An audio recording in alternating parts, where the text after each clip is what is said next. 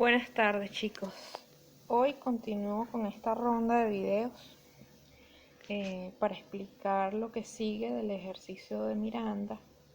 Ahora lo referido a el flujo de caja y el estado de ganancia y pérdida proyectado de ese ejercicio que hemos estado explicando en clase, que luego, va a ser repetido para efectos del taller número 3 de la empresa La Verdadera, la que ustedes están trabajando, ¿ok? Entonces paso a explicar cómo se hace esto. Ustedes en la guía del presupuesto de tesorería y de capital tienen este ejercicio que tiene unos datos, tiene 6 ítems y luego se solicita en principio que hagan el flujo de caja proyectado para la empresa Miranda. Entonces, como siempre, hacer de cuenta de que esto está absolutamente en blanco y lo van a hacer y lo van a elaborar en el orden en que yo les voy a ir explicando, ¿ok? Entonces, ¿cuál es el primer número que está aquí para iniciar este ejercicio? En el flujo de caja proyectado, o sea, estamos hablando que aquí lo que vamos a hacer una comparación entre ingresos y egresos para determinar si esta empresa es capaz o no de cubrir con sus ingresos los egresos que se han proyectado hasta ahora, entendiendo que ya proyectamos tanto ingresos como egresos en los ejercicios previos que hemos realizado, ¿ok? Entonces, esto no es más que una síntesis de lo ya hecho. Aquí no se va a hacer mayor cálculo, ¿ok? Y ya se van a dar cuenta. En términos generales es sencillo, pero está un tema del cuadre, ¿no? Que es importante que nos cuadre el ejercicio. Y si no hay unos datos precisos, o si el ejercicio viene arrastrando errores, ¿verdad? Como es el caso, por ejemplo, de los talleres, cuando les he colocado observaciones, si eso no se corrige, esto pues evidentemente no va a dar resultados adecuados, ¿ok? Bueno, entonces paso, ¿cómo comienza la elaboración del flujo de caja proyectado? ¿Ok? Entendiendo que esos son los recursos que pueden estar en caja banco, ¿no? Al final, ¿no? Del ejercicio, siendo esto siempre una proyección, ¿no? Entonces, ¿con qué se inicia? ¿Con qué dato? Con el saldo inicial de caja banco, ¿ok? ¿Dónde está esta información? En el balance general, ¿ok? El balance general que se le dio en la guía de presupuesto de ingresos. Hay un saldo de caja de 59.592. Con ese dato, nosotros comenzamos nuestro ejercicio porque eso es lo que está en banco, ¿ok? Es lo primero. Ahora bien, luego, siguiendo hacia abajo, ojo, estos datos que están aquí todavía no los vamos a elaborar porque este ejercicio se hace la columna y después la otra columna, o sea, eso se hace por columna, no se hace horizontal, aunque ustedes van a ver datos que pueden ya irse trayendo de manera horizontal. Más sin embargo, este dato no lo tenemos, ¿ok? Vamos a empezar por aquí. Después de este pasamos a este. ¿Qué ocupa esta línea? Las ventas de contado, ¿ok? ¿Dónde conseguimos las ventas de contado de la empresa Miranda para el ejercicio 2020? Bueno, en aquel ejercicio de ventas, ¿verdad? Que explicamos en la unidad número 2, ¿verdad? Donde habían unos datos y nosotros la primerita tabla que hicimos, ¿verdad?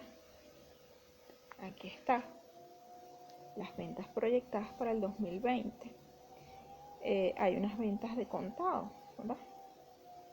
Estas ventas de contado, 190.400, 198.321, 376 y este gran total.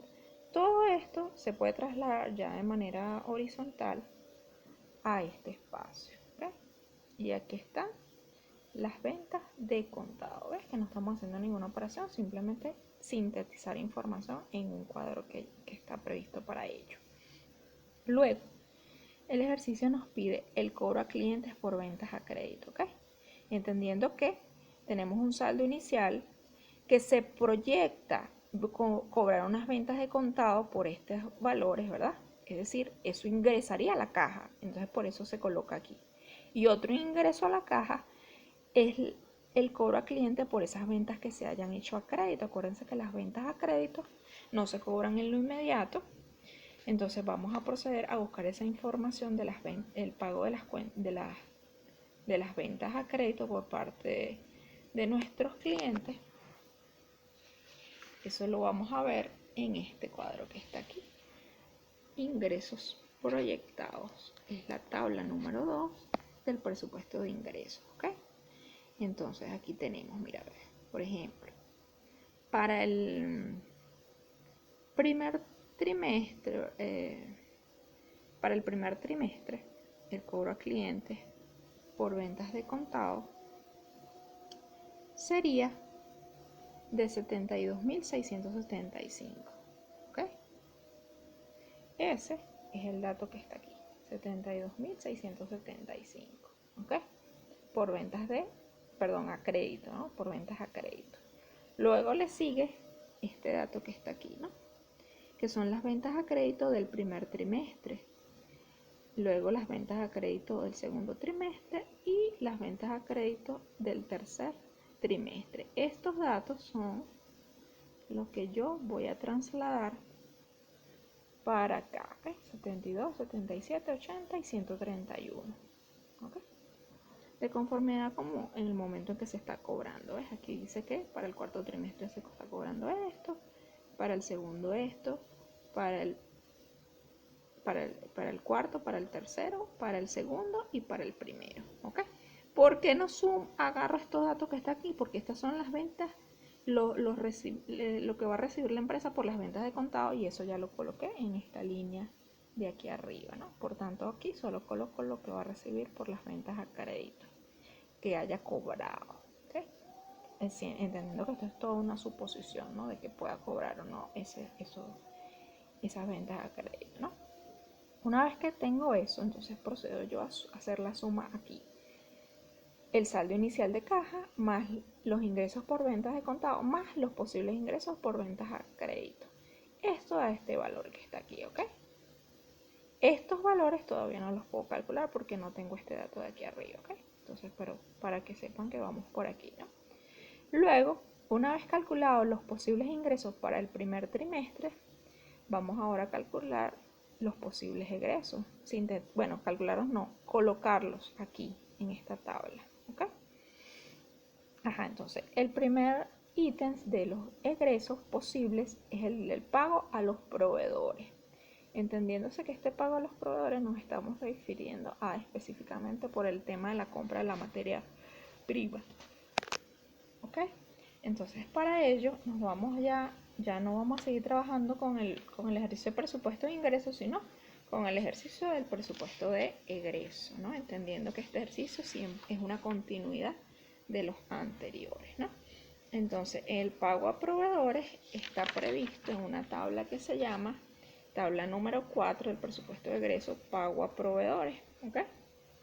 Entonces allí si no se hace discriminación entre que se pagó de contado ni que se pagó a crédito, sino lo que se piensa pagar, ¿ok? Entonces, para el primer trimestre, la suma de lo que se espera pagar es lo que va aquí, ¿ok?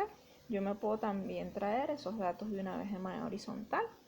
Esto aquí, no sé qué pasó, pero está movido, pero esta es la misma línea, ¿ok? O sea, esta es una continuidad, la misma línea. Y el total de esto es esto que está aquí, ¿ok? No se enreden con ese tema. Entonces, aquí dice, bueno, que para el primer trimestre se espera recibir, se espera pagar a proveedores esta cantidad, al segundo los 50.014 que están aquí. Ok, ojo con esto. ¿Qué está pasando aquí? Esta tabla no está mostrando decimales, eso no significa que no estén allí. Ellos están ahí, lo que pasa es que cuando se imprimió, la vista en el formato no se imprimió como números enteros, ¿ok? En cambio, en esta tabla están unos decimales, ¿ok? Ahí van a ver esas diferencias, ojo con eso, ¿ya? ¿Cuál es la norma y qué es lo que hemos estado discutiendo desde siempre, ¿no?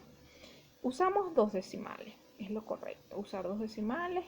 El redondeo es importante, si hay un tercer decimal, por ejemplo, aquí, si aquí hay un 2, eso queda como 60, ¿ok? Pero si ya aquí hay un 5 en adelante, entonces ya esto es 61, ¿ok? Mucho cuidado con esos temas.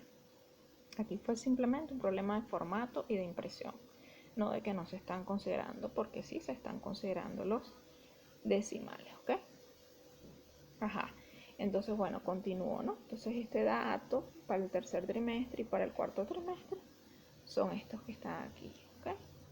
Tercer y cuarto trimestre. La suma de ellos es lo que coloca aquí, ¿ok? Luego sigo yo aquí, mano de obra directa. ¿De dónde sale esto? De la tabla 5 del presupuesto de ingresos, ¿ok? Y los pagos por mano de obra directa son los que se están contemplando aquí por cada trimestre. Estos totales simplemente me los traigo para acá, ¿ok? 484.543,08. Aquí no aparece el 08 fue un error en la impresión y bueno, es la única copia que tengo impresa para poderles explicar, ¿ok? Bueno, entonces continuando, luego el ejercicio me pide los gastos de fabricación, ¿ok? Y esos datos los voy a ubicar en la tabla número 6 del presupuesto de egreso, ¿ok? Ahora bien, ¿qué datos voy a colocar aquí? No el total, sino los que se denominan desembolsables, gastos de fabricación desembolsables. ¿Por qué? Porque resulta ser que los gastos de fabricación incluyen un tema que es la depreciación de la maquinaria, que ustedes la están viendo aquí, ¿verdad? Ese dato es un gasto, efectivamente es un gasto que se contempla en el estado de ganancias y pérdidas. Sin embargo, a efectos del flujo de caja no se considera porque nadie va a erogar, nadie va a pagar ninguna depreciación. Eso es simplemente un valor contable. Por eso es que existe un ítem que se llama gasto de fabricación desembolsable, que este no contempla la depreciación porque se le restó a los gastos de fabricación, se le restó la depreciación, y estos desembolsables son los que efectivamente se van a pagar, a cancelar y van a formar parte del flujo de caja, ¿ok? Entonces, estos valores, ¿ves? Que suman 274.763, son estos que están aquí. Gastos de fabricación, 274.760 con los decimales, ¿ves? Ahora bien, luego le siguen los gastos de administración, ¿no? Entonces, los gastos de administración, ¿dónde los consigo? Presupuesto de egreso, gastos de administración, ¿ok? Pero ¿cuáles específicamente? Los que están en la tabla número 12, los pagos como tal, no el cálculo que está previsto en la 11, sino lo que está en el plan de gasto, ¿ok? Esos valores, el total de esa tabla al final es el que coloco aquí, ¿ok? Aquí. Y los gastos de comercialización, esos valores están en el presupuesto de ingresos, ¿okay? No en el de ingresos. Se está contemplando unos gastos de comercialización que son los gastos que incurre la empresa para poder vender el producto. Entonces ahí nos vamos, por eso es importante que ustedes tengan sus talleres anteriores a la mano porque a ambos los van a usar para hacer este tercer taller. Entonces en esa tabla número el plan de pagos de gasto de comercialización 2020, tabla número 4, ¿ok? El plan de pagos, no la que se llama gastos de comercialización, sino el de plan de pagos de gasto de comercialización. Esos valores, el total de allí, es lo que vamos a colocar aquí. ¿Ves? Que da 184.386,56, tal cual como está aquí. ¿Ok? Entonces, ya hecho eso, ya ha pasado todos esos valores que son proveedores, mano de obra, gasto de fabricación, gasto de administración y gasto de comercialización. Entonces voy a usar los datos que me provee este ejercicio y que todavía no los hemos usado. Los leo y veo cuál, por ejemplo, pueden afectar mi primer trimestre. Entonces aquí habla, bueno, que al 30 de diciembre de 2020 se espera pagar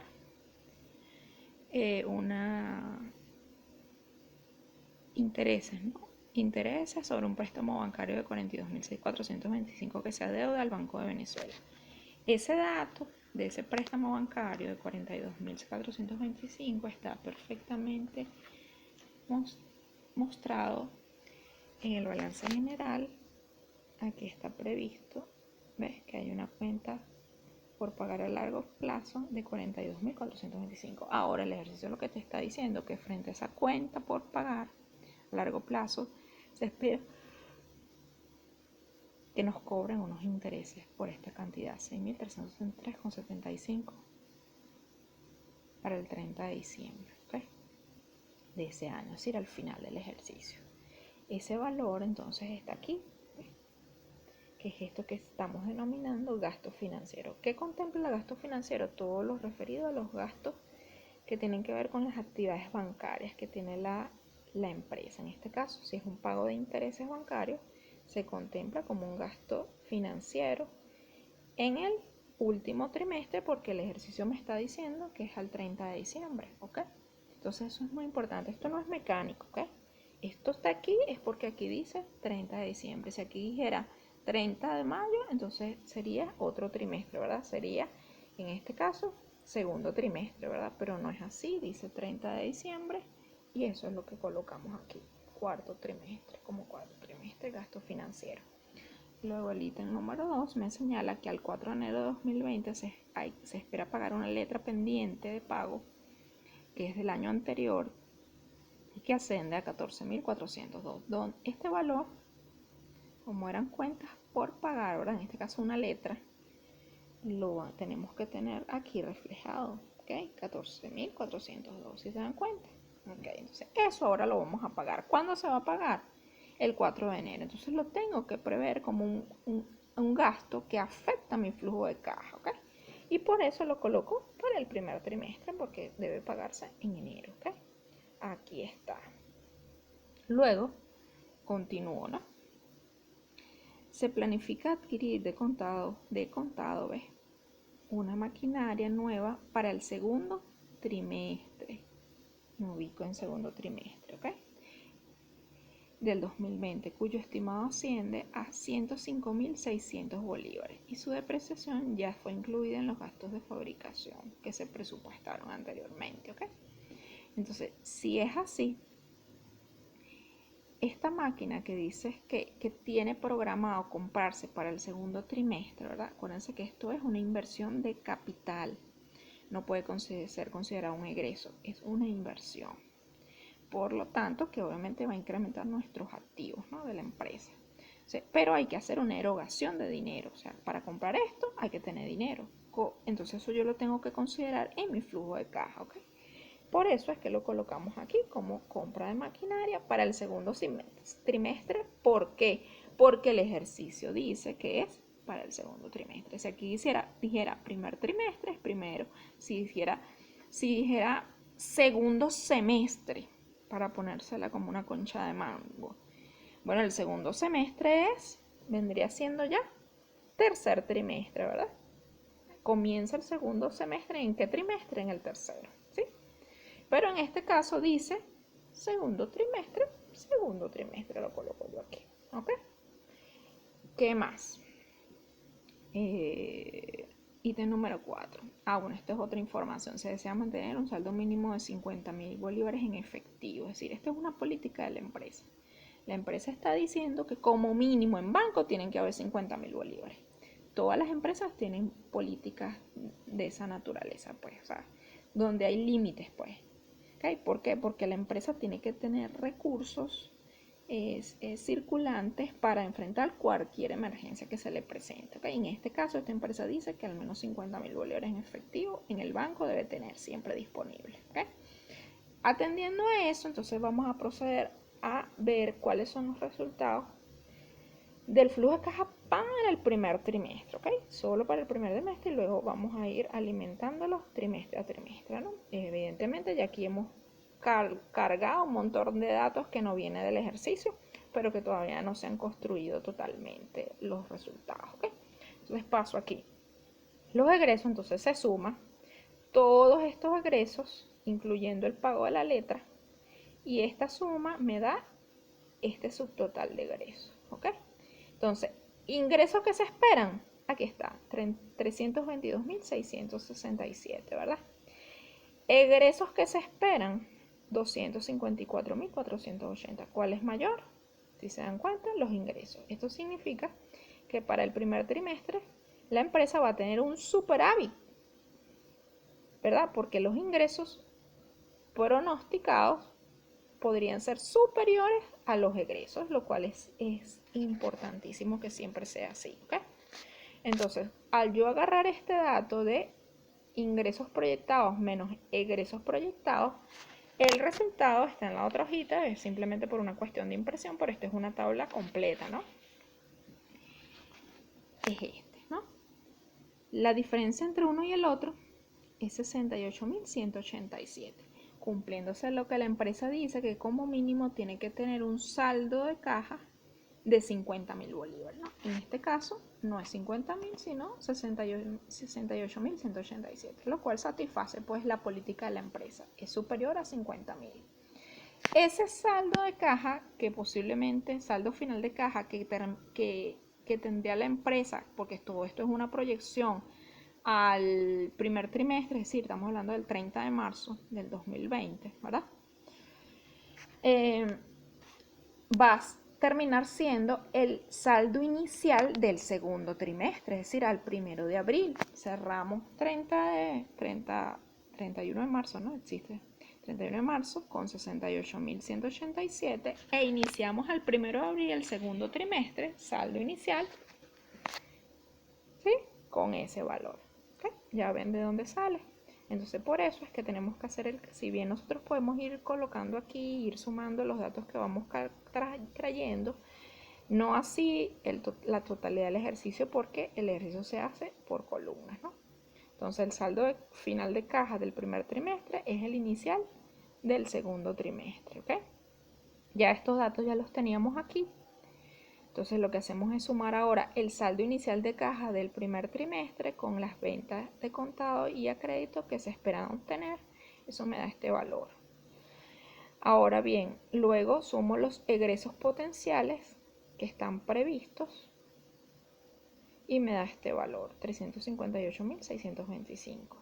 Si usted compara este dato con este dato, aquí podemos dar cuenta de que los ingresos pronosticados serían inferiores a los egresos posibles. ¿Por qué? Especialmente por este tema de la compra de la maquinaria, ¿sí? Entonces, esto significa que el resultado para el flujo de caja pronosticado, ¿verdad? Según ingresos proyectados y egresos proyectados, nos debería dar un déficit, ¿verdad? Aquí está, menos 14.902,60. ¿Okay? Es decir, los egresos son mayores que los ingresos en esta cantidad y se colocan menos porque significa que nos está faltando ese dinero, ¿okay? Para cubrir nuestra totalidad de egresos. Entonces, en ese sentido, atendemos a las políticas de la empresa, ¿verdad? Además, que nos dice que, bueno, obviamente no estamos cumpliendo esto, no tenemos un saldo mínimo de caja de 50.000 en efectivo, al contrario, tenemos un saldo deficitario de caja de 14.000, ¿verdad? Ante eso, el ejercicio nos dice que si se requieren préstamos para capital de trabajo, recordando que se está previendo comprar una maquinaria, ¿ok? Y eso, una maquinaria que me está distorsionando el flujo de caja, ¿no? Entonces, dice que de requerir préstamos para capital de trabajo. ¿Qué es el capital de trabajo? Bueno, es la liquidez que debe tener la empresa para afrontar día a día todas sus operaciones, ¿no? Si se requiere dinero para ello, lo mismo deben ser múltiplos de 10.000, eso es simplemente una norma que en la vida real no existe, ¿no? Pero es como para ejercitarles la mente a ustedes un poquito, ¿no? Y debe ser pagado mensualmente a una tasa de interés del 40%. Y esos intereses se amortizan 360 días después de la fecha de desembolso o cuando se concede la totalidad del préstamo, ¿ok? Entonces, en este sentido, ¿verdad? Considerando esos dos elementos, decimos que vamos a asumir un préstamo que nos va a dar el banco para cubrir las necesidades de liquidez que tiene la empresa. ¿Por qué ese préstamo es de 70.000 bolívares? Porque ya la empresa tiene un déficit de 14.000 y además su política es tener por lo menos 50.000 en efectivo para cubrir cualquier emergencia. Es decir, no se puede quedar en saldo cero. Yo no puedo solo pedir el déficit que tengo y entonces quedarme en el banco sin nada, ¿entiendes? Porque la empresa como mínimo necesita 50.000 bolívares en el banco. Entonces, en ese sentido, ella pide 70.000 bolívares, que le pueden cubrir. Acuérdense que tiene que ser múltiplo de 10.000, ¿no? Que le cubren este déficit y además le deja 50.000 bolívares, un poquito más de 50.000 bolívares en el banco. ¿Okay? Entonces, con el préstamo 70.000, usted le resta esto, el superávit, porque hay para cubrirlo, y en el saldo de caja, para final del segundo trimestre va a quedar en 55.097, cumpliendo con la empresa que dice que como mínimo debe tener 50.000 en caja banco. Evidentemente, ¿verdad? Si hubiera pedido menos, por ejemplo 60.000, esto ya no hubiera dado 55, sino 45 y no estuviera cumpliendo con lo que la empresa pide, que sean 50.000 por lo menos. Si hubiera pedido en vez de 60 o 70, 80, esto aquí daría 65, ¿verdad? Entonces, este es el dato más real en función a las políticas de la empresa, porque si bien aquí 65 también es mayor que 50, pero te estás endeudando en 10.000 bolívares que no los necesita, porque la empresa lo que quiere es tener mínimo 50. Con 55 es suficiente. Entonces 70.000 es el monto del préstamo ideal.